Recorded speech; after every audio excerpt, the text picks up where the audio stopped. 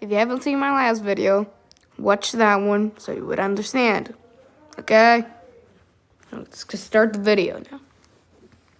Due to its massive popularity and yet unfortunately simplistic name, there have been a whole bunch of Alien ripoffs across the years, including but not limited to Alien Contamination, Mutant, Inseminoid, Parasite, Creature, Alien Domicile, and the infamous Alien 2 on Earth, a movie that has absolutely nothing to do with the actual Alien, but they managed to get away with not violating copyright law due to Alien being hard to trademark. Ridley Scott be damned. I have a sneaking suspicion that that's the reason the real sequel is called Aliens. But amongst all those, the one that stood out to me the most was Alien vs. Hunter, a title so incredibly blatant in its shitty rip-offness that I couldn't resist checking it out. Oh, it's another Asylum movie, no! So this is clearly a rip-off of 2004's Alien vs. Predator. I mean, they're not even trying to be subtle, they've even got the cringeworthy acronym in there that the actual film used in the title. AVP. But considering that it came out in 2007, that also makes it a rip-off of the sequel, Alien vs. Predator Requiem. They can't even rip off the right movie in time. That also makes it the oldest Asylum movie that we're going to be watching thus far, which makes me very worried. Recently, I decided to watch through all of the Alien and Predator films, and I gotta say, their series comprises some really solid and intense movies. And Alien Resurrection. Naturally, these two pop culture icons would eventually clash, even though one of them's horror and the other one's action, but whatever. And so we got the Alien vs. Predator franchise. And while they're not exactly masterpieces, but I mean, you can't even tell in Requiem. There we go, we got the obligatory too dark joke out of the way, we can move on now. At the very least, the first one is pretty entertaining. Alien vs. Hunter is not. It really is not. But at least you can see it. I don't know why I keep doing this. It's kind of like pregnancy, where the agony of watching these movies is so much that I literally cannot remember how painful it is. And so I think it's totally fine wanting to go through all of it all over again. Here we go. Yeah. We open with some guy running as a green screen effect of a meteor falls in the background. But so absorbed in his workout of his, he doesn't even notice. Oh boy, he's running. He's going so fast, in fact, that he gets pulled over by a cop. He tries to convince him to go check out the meteor that he didn't even notice, but the guy just wants to finish his run. He's just that passionate about it. The cop then resorts to the ultimate bribing tool, donuts. Got donuts. Oh, because of course he would have that. Way to play on stereotypes there, movie. You're an evil man. Finally, someone noticed. And so they head to the meteor site. And yep, there's the alien ship. Joel, hell, you sounded like... We hear noises, and the two characters are shown reacting to something, but we don't actually get to see anything, so it just looks like he's falling over nothing like an idiot. Oh, okay, there it is. So we get our first glimpse at something.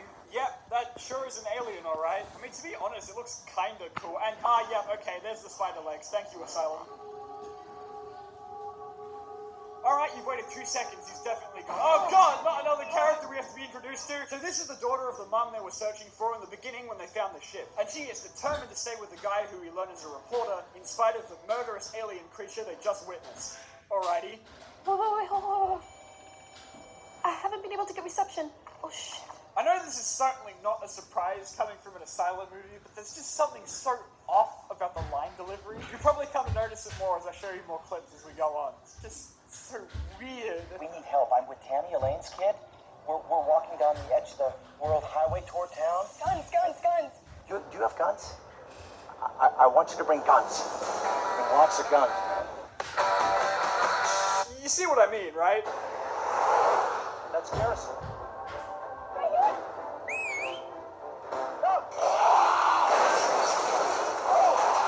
Nah, man, I give up. I'm done. Fuck it. I'm done. I can't take it anymore. And now we're in a room with a bunch of other people from the town being invaded who are probably the stupidest characters ever put to film. Even dumber than the cast of Alien Covenant, and they thought that going onto a mysterious planet without a helmet was a good idea.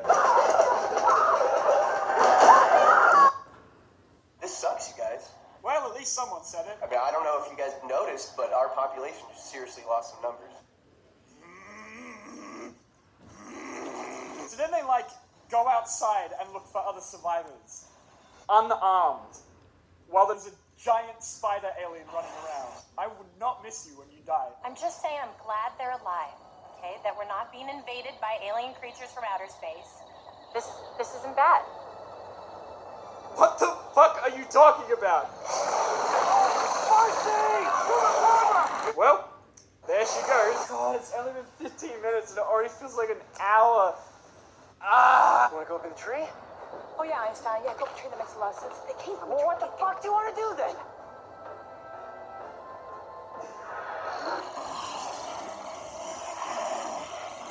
So apparently the alien is just standing there and staring at all of them really hard instead of, you know, eating them. And well, there's our hunter. I think. I'm not quite sure what that's meant to be. And so there we have it, folks. Giant spider abomination versus whatever they could find at the nearest costume shop. The fight of the ages. Their battle will be legendary.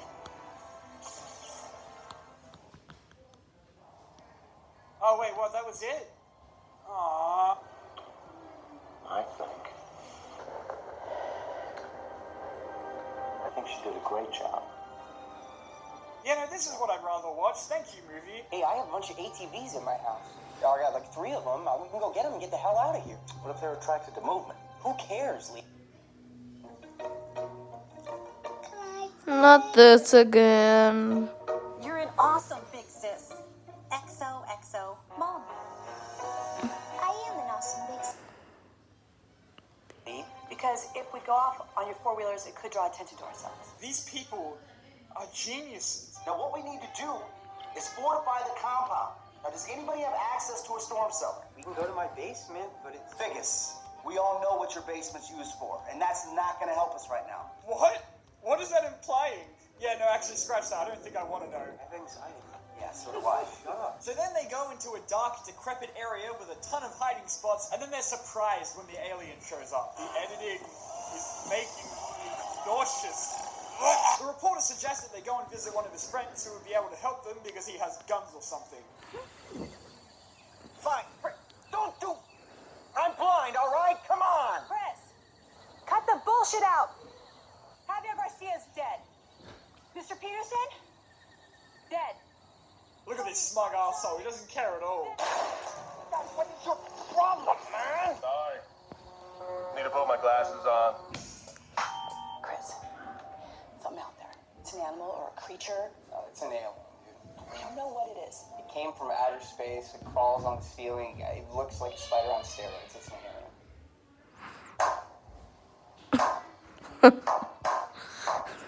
Woman destroyed with facts and logic. Okay, so now we're back to the hunter, and he is observing whatever the fuck is going on here. He looks like a toad on steroids. We're not sending them cookies, sweetheart. Hey, this is a big story for you, huh? Maybe this is your trophy, Woodward. Wow, this movie has it all. It's got aliens, it's got hunters, and it's got drama. Well, maybe you won't.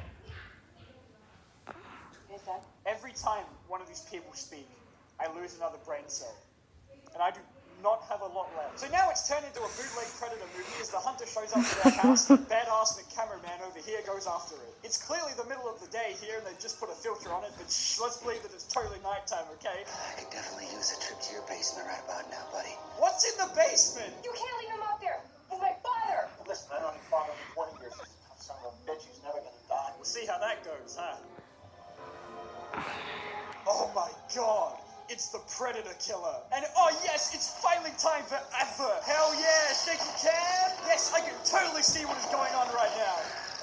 Oh hey, wait, you've got a gun? That's so fair. Time out. Realizing that he is facing the peak of masculinity, the hunter tries to stave off his greatest threat. The guy that has been standing there the entire time and doing nothing.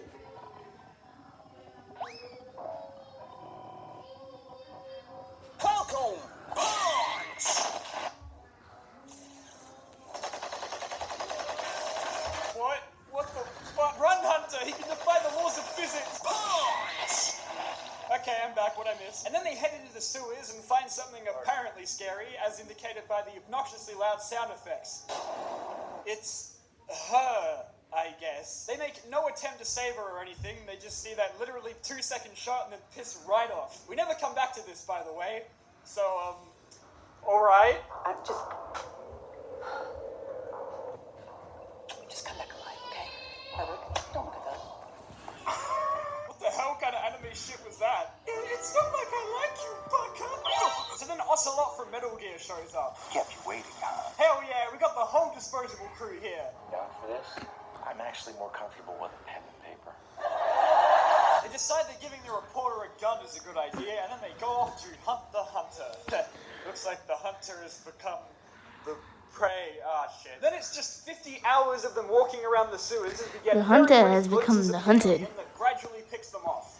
I think, anyway, it's all very much implied. Nobody knows where we are. We have to use his location. Exactly. Nobody knows that we're here. And if we keep talking this loudly, they'll be sure to never find us. And then these guys finally run into one of the aliens, and all the action is added in post, baby.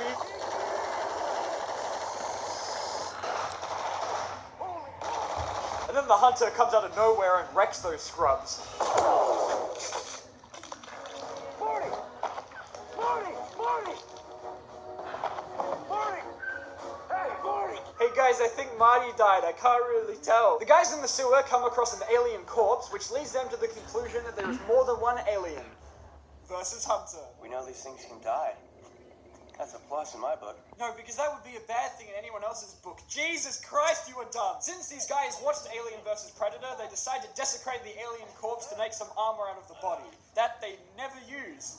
Yes, really. Meanwhile, the army guys are fighting the hunter, and they are just doing a great job. I love how little effort the hunter is putting in to fight these guys. It's like he pities them. Probably because he can't move in the suit.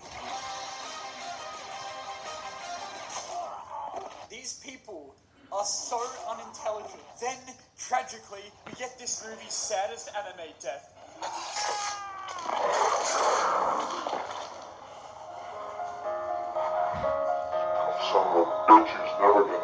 The group reunites, and then they have to break the news to the daughter that her dad was in fact not stronger than the giant evil spider alien. Your dad's fucking dead, bye. No. No. No. No. And the Oscar goes to this girl.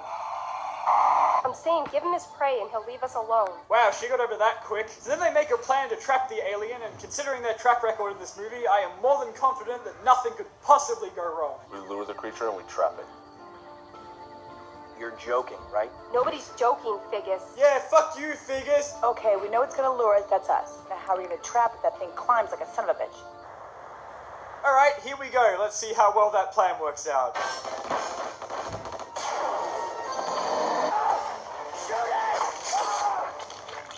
Yeah, that's about what I expected from these people.